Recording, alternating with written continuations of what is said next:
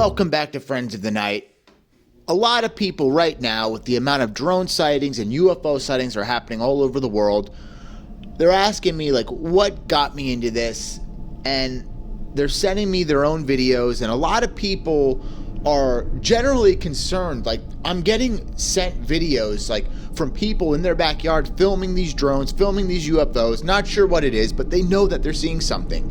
And if you watch the news right now, they're not being very transparent with what these objects could be, whether they're foreign countries or whatever it is. These people are seeing something over their neighborhoods, and they're generally concerned. So I'm getting more and more videos from the general people of Instagram and TikTok, and people are sending me videos, and they're like, what do you think this is? Like, I'm seeing these things, like, I'm worried. What do you think this is?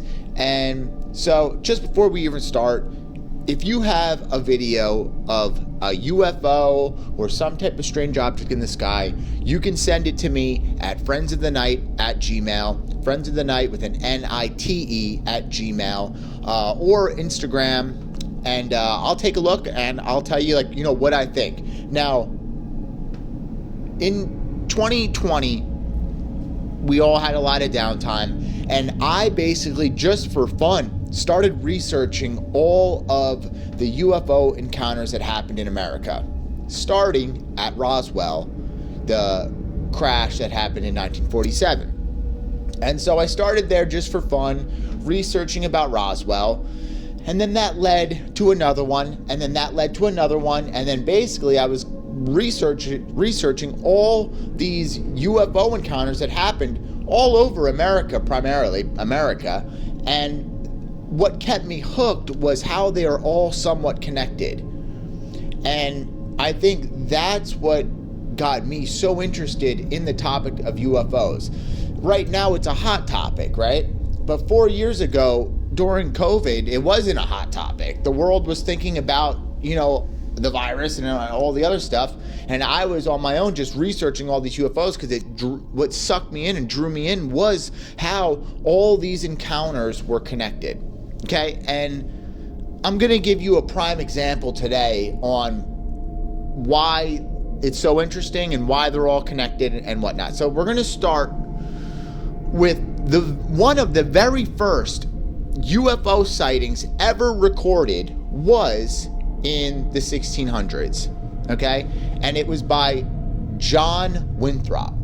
And basically he was a leader at the time that was one of the guys that settled in the Massachusetts colony. He was an early settler in Massachusetts, and he was a leader and writer at the time. And a lot of people reflect on his writing to this day. And one of the first recorded written UFO sightings happened from him, and he said that he saw an object in the sky hovering over Muddy River, which is a part near Boston, and he said he saw this object abduct 3 men on a boat. A couple years later, he wrote he saw 2 more UFO sightings near Boston, near the Boston Harbor. Okay, so remember that last name, Winthrop. Okay, John Winthrop. So now we go to 1947, the year of the Roswell crash. That was primarily what blew the lid off of everyone all over the world really thinking about UFOs. It was when the Roswell crash was printed in the newspaper that everybody really started to think, like, oh wow, like, are we being visited? Like, do aliens exist? Like, what's going on? Like, did something really happen?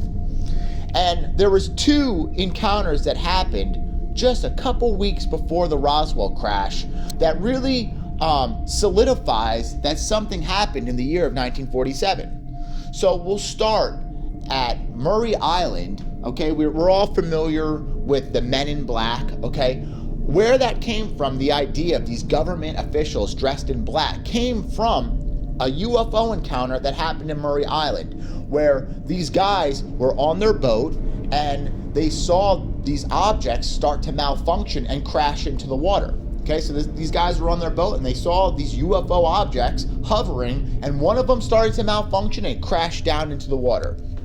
So the next day, the guy gets a knock on his door, and it's from a man all dressed in black. And he said, let's go out to lunch. I know what happened yesterday. I want to talk about it. So he took the guy out to lunch, and he basically said, like, you know, if you tell anybody about this, we will ruin your life.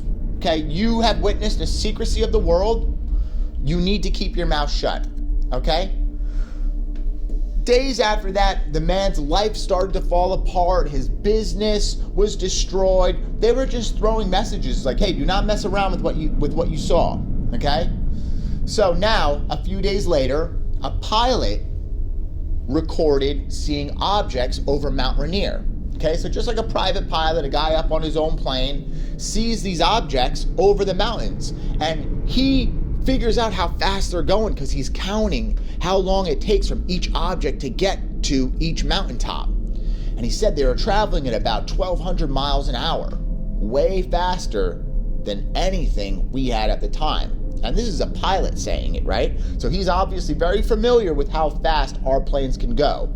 So he lands the plane and he tells the press, I saw these flying saucers. The objects moved how a disc would over water, coining the term flying saucer. So now flying saucer was pressed, in the paper all over America.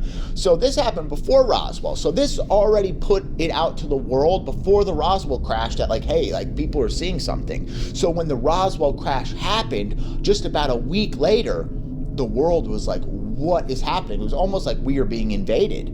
Okay? So a news reporter gets a hold of both stories. These stories are now starting to get around, and a news reporter contacts Kenneth Arnold and says, hey, there was another encounter that happened at Murray Island where a guy saw something. I think we should bring you guys together. So he brings these guys out together. He pays Kenneth Arnold, the pilot, $200 to come out to Tacoma, and they sit together, him with Murray Island and Kenneth Arnold, and they talk at the Winthrop Hotel. Okay? So they talk about what they saw, and it's just funny that it's happening at the Winthrop Hotel because that's where the first UFO encounter was. John Winthrop and Theodore Winthrop, which the hotel is named after, Theodore, are direct relatives. Okay? They're family members. And that is where this secret meeting took place, at the family name Winthrop Hotel. So they have a meeting there, and the Murray Island guy shows Kenneth Arnold a cereal box full of this crash debris. And he's showing Kenneth Arnold, and Kenneth Arnold's telling him about how fast these objects were traveling. And so Kenneth Arnold says, all right, you know what? Let's call some United States intelligence officers, and let's have them come this way, and let's tell them what's going on, what we saw. We have the debris in this box. Let's get the intelligence officers involved. So 2 intelligence officers come to Tacoma, and now sitting at a table, you have Kenneth Arnold, the pilot, you have the Murray Island guys, and these 2 intelligence officers. So they tell the intelligence officers what happened, and they give the cereal box to the intelligence officers to bring back to whatever base they're flying back to. During that trip back, the plane that the intelligence officers were on blew up. It just randomly blew up. So the crash debris never made it back. No one ever knows whatever happened. And it all happened at the Winthrop Hotel. So when people ask, why aliens? Why are you so into aliens? What's going on with the aliens, man? It's because you learn about I learned about Kenneth Arnold. Then I learned a little bit about Murray Island. And then you just look up, hey, what was the first UFO sighting? You have John Theodore.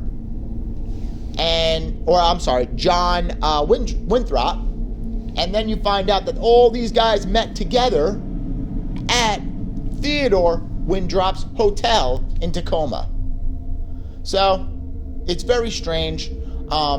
Guys, again, like, this is just some stuff that I'm personally putting together by researching all this stuff, finding these old stories, tying it all together. They're all tied together. That's what's so strange. That's what makes me believe, even when you see press out now where it's like maybe the drones we're seeing are related to foreign technology and this and that, it still doesn't explain a lot. And we've been seeing these objects in the sky for hundreds of years. And it's all tied together, guys. So again, if you guys have a cool video that you want me to check out, please send it to me. You can send it to my Gmail, friendsinthenight@gmail. I'm also on Instagram, and my main platform right now, because it's getting the most views, is TikTok. So feel free to follow Friends of the Night there. But other than that, guys, that's all I have today. I'll talk to you soon.